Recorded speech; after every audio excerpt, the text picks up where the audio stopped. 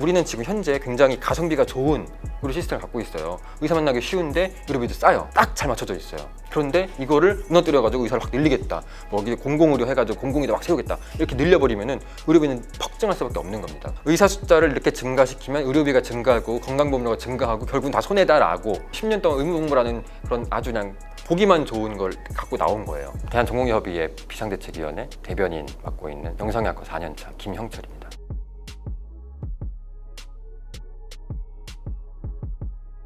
일단 의사 수가 부족하지 않다는 게 핵심이고요. 의사 수가 부족하다 아니다를 떠나서 의대 정원을 늘리고 싶으면 그냥 정부가 독단적으로 하는 게 아니라 의사 숫자를 결정하는 게 예방의학의 분야거든요. 예방의학 전문가들과 함께, 그러니까 전문가와 현장의 목소리를 반영한 정책 결정 과정이 반드시 필요하다라는 게 저희 입장입니다. 복지부는 항상 대한전공의협의회랑도 얘기를 할 때 못을 박아놓고 시작합니다. 4,000명 증원은 이미 결정된 사항이므로 바꿀 수 없다.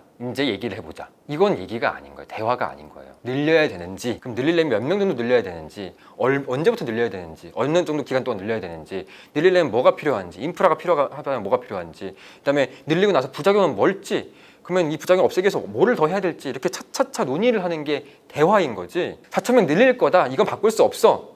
우리 한번 얘기해 볼까?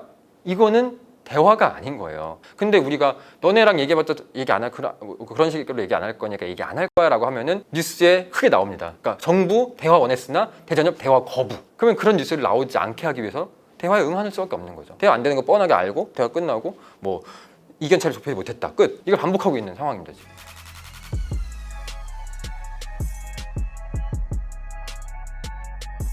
일단 기피과 문제는 아주 오래된 문제인데, 기피과하고 얘기를 하면 가장 먼저 떠오르는 사람 중에 한 명이 이국종 교수님이죠. 이국종 교수님이 맨날 TV에 나와서 하시는 말씀이 적자가 나고 병원에 수익을 못 갖다 줘서 눈치가 보인다라는 말을 많이 한 거 아실 거예요. 실제로 외과 계열 수술들 중에서 대다수가 원가 보존율 자체가 70% 정도 선이에요. 원가가 100만 원이 되는 수술을 하면은 30만 원을 매번 손해를 봐요. 대학병원들은 다른 진료들에서 수익을 보거나 아니면은 뭐 다른 푸드코트나 아니면 주차장, 장례식장 같은 데서 수익을 봐요. 거기서 좀 손해가 나도 대학병원은 굴러갑니다. 근데 좀 더 이제 작은 병원으로 갈수록 그렇게 수술하는 것들을 불가능해지는 거예요. 원가가 안 맞으니까. 수가를 올려달라고 얘기하기가 좀 어려워요. 왜냐면은 수가를 올리면은 건강보험료가 올라갈 테니까. 하지만 확실한 건 이겁니다. 처우 개선은 필요하다. 이렇게 100만 원짜리 수술을 해가지고 30만 원을 매번 손해보는데 이거를 배워서 나온 사람들이 어떻게 그 수술을 하겠어요. 대학병원 외에는 그 수술이 굴러갈 수가 없어요.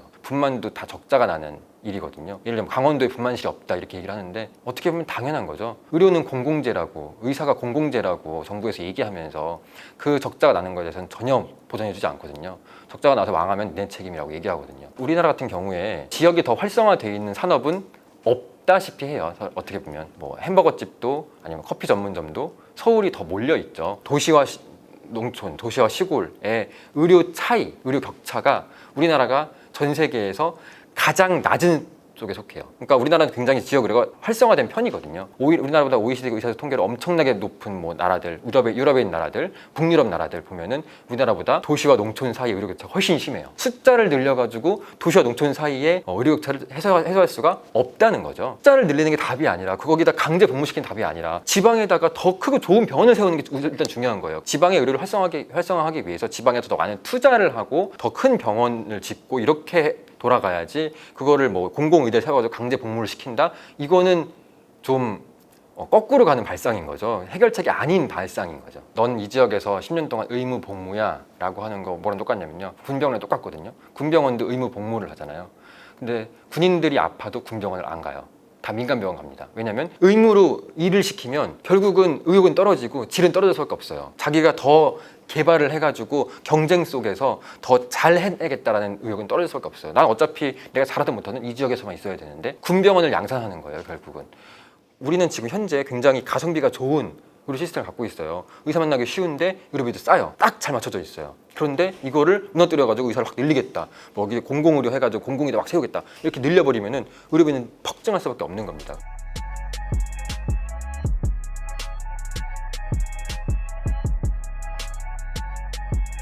의사들이 한 목소리를 내기가 참 어려워요. 의사들은 되게 다양한 직역에서 다양한 일을 하고 있거든요. 그래서 이해관계가 다 달라요. 여기 있는 교수님 같은 경우에 의대 정원이 증가하면은 나빠질 게 전혀 없어요. 자기 학생들이 많아지는 거인 거고 결국은 교수를 더 충원해야 될 거고 자리가 더 많아지게 되니까 교수님들은 나빠질 게 사실상 없습니다. 그런 상황에서도 교수님들도 굉장히 많이 지지를 해줘요.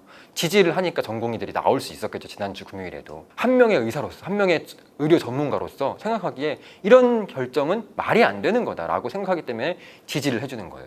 밥그릇 싸움이라면 모든 의사들이 똑같은 목소리를 내지는 않겠죠. 다 이해관계가 다 다르거든요. 누가 봐도 잘못된 거고. 근데 이 잘못됐다는 게 많은 단계를 거쳐야만 이해할 수 있어요. 의사 숫자를 이렇게 증가시키면 의료비가 증가하고 건강보험료가 증가하고 결국은 다 손해다라고, 그게 아니라 그냥 의사 수 증가시키니까 의사가 반대한다라고 단순하게 생각해버리면 밥그릇 싸움이라고 보이는 거죠. 실제로 일본에서 했던 일이에요. 지역에다가 강제로 복무를 시켰었어요. 실패했죠. 그러고 나서 의무가 끝난 이후에 전부 다 도시로 올라와서 오히려 도시와 도시 아닌 곳과의 격차는 더 벌어졌어요. 이미 실패한 게 밝혀진 정책입니다. 10년 동안 의무복무라는 그런 아주 그냥 보기만 좋은 걸 갖고 나온 거예요. 부동산 정책이 정부가 실패를 한 거죠. 결국은 거의 똑같다고 봐요. 부동산 정책이 실패한 이유는 명확합니다. 정부에서 부동산 정책 세우는 공무원들 다들 똑똑한 사람들이에요. 그런데 왜 실패했냐면 똑똑한 사람들이 모여가지고 얘기를 해도, 그러니까